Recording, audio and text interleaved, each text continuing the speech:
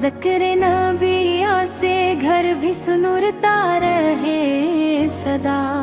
आकाओं की रहमतों का खजाना अजीम है,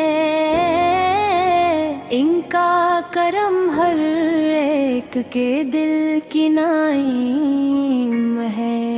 तैयबा की खाक आँखों का सरमा बने कभी, रोशन हमारे दिल का भी रास्ता बने कभी। हर सांस में दरूद की खुशबू बसी रहे, महबूब कब्रियार की मोहब्बत सजी रहे। जब भी पुकार लूं मैं अता की नजर मिले, मेरे नब के दर से मुझे मुतबर मिले।